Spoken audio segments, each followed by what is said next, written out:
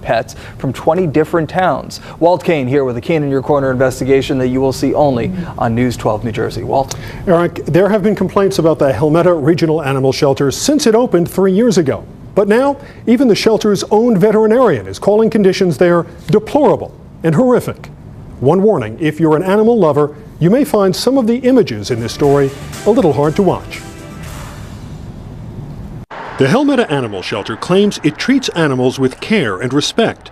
But look inside, and you may have a different opinion. Those animals deserve better. Colleen Ronco adopted her dog from the shelter. She says she was horrified by conditions. She's been organizing protests ever since. It's deplorable conditions inside that shelter. I mean, cats are sitting in their own urine and their own feces for days. Every day I would walk out in tears. Brittany Blackburn used to work at the shelter, but resigned after just 3 days. What made you decide to quit? I could not morally and ethically stand behind a shelter that was committing such acts of cruelty to animals. Now, even the shelter's own veterinarian is coming forward. It's horrific. It has to stop. Saying something needs to be done. The dogs are not taken outside. They're kept in their enclosures all the time. Dr. Alan DeBowie has been working for the shelter part-time for about a month. In an exclusive interview, he and his assistant describe what they saw last Thursday in a room filled with sick cats. I don't think I saw a drop of water in any of the dishes. Dirty food clinging to the bowls. I'm like, they haven't been fed in almost 2 days. State and county inspectors have written the shelter up for violations, including failure to supply necessary care. Some problems, like flooring that isn't waterproof, come up in almost every inspection for the past 3 years.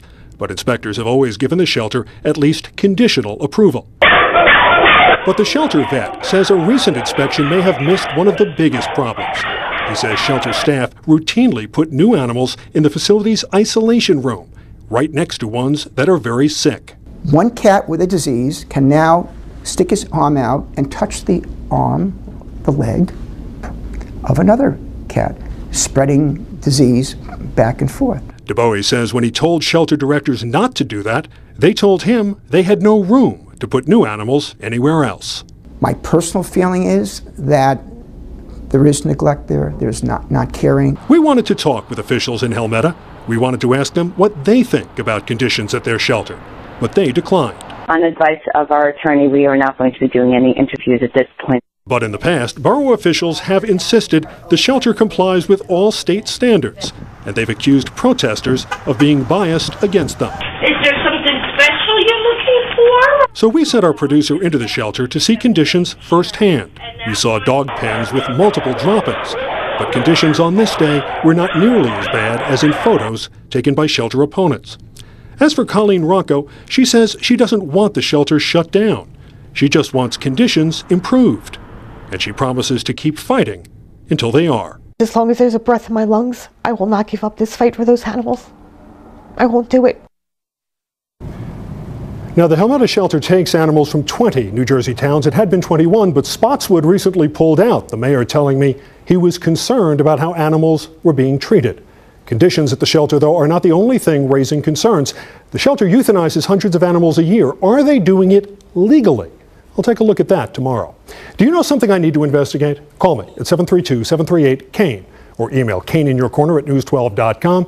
You can also find me on Facebook at Kane in Your Corner. Well, typically in a situation like this, you or anybody would be hard-pressed to get anybody inside the shelter to talk. And here you have one of the vets. Was he afraid for retaliation for his job? Very unusual to see him come forward on camera. He says that he was trying to work within the system to get things better. He wrote a memo last Thursday to a city council person who had asked for something in writing. That memo then wound up getting circulated.